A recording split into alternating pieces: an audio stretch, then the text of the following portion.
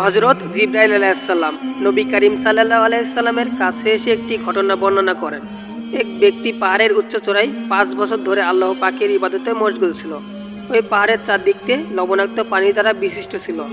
আল্লাহ তাআলা তার জন্য পাহাড়ের অভ্যন্তরে সুপে পানির ঝর্ণা এবং একটি আনার গাছের সৃষ্টি করেন। প্রতিদিন সেই ব্যক্তি আনার ফল খেত এবং পানি পান করত আর পানি দিয়ে ওযু করত।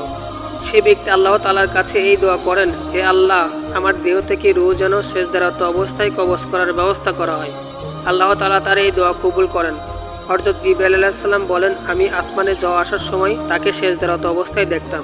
কিয়ামতের দিন আল্লাহ তাআলা তার সম্পর্কে বলবেন, আমার এই বান্দাকে আমার রহমতের জান্নাতে প্রবেশ করাও।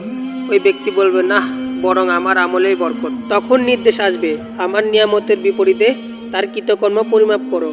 পরিমাপ করে দেখা যাবে ৫ বছরের ইবাদত খতম হয়ে গেছে একটি চোখের নিয়ামতের বিনিময়ে। তখন আল্লাহর পাক নির্দেশ দিবেন, আমার বান্দাকে জাহান্নামে নিয়ে যাও। ফেরেশতারা তখন তাকে নিয়ে রওনা হবে। কিছুদূর যাওয়ার পর ওই ব্যক্তি আরজ করবে, হে আল্লাহ, আমাকে তোমার রহমতের জান্নাতে প্রবেশ করো। নির্দেশ আসবে, তাকে ফেরত নিয়ে আসো।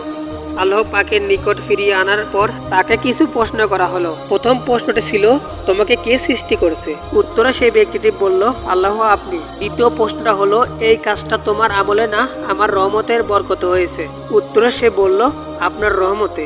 এবং তৃতীয় প্রশ্নটি ছিল, তোমার ৫ বছর ইবাদত করার শক্তি ও তৌফিক কে দিয়েছে? উত্তরে সে বলল, হে আল্লাহ আপনি। এবং চতুর্থ প্রশ্নটি ছিল অনেক বড়। চতুর্থ প্রশ্নটি ছিল, সমুদ্রের মাঝে পাহাড়ের উপরে তোমাকে কে পৌঁছেছে?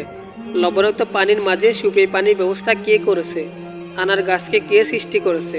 তোমার দরখাস্ত মোতাবেক সেচ দেওয়ার মাঝে তোমার রূহ কবজ করার ব্যবস্থা কে করেছে? হে পরওয়ারদিগার আপনি। তখন ইরশাদ হবে, এই সব কিছু আমার রহমতে হয়েছে এবং আমার রহমতে তোমাকে জান্নাত দাখিল করছি। তাই আমরা বলবো, আমলে নয় রহমতেই জান্নাত মেলে।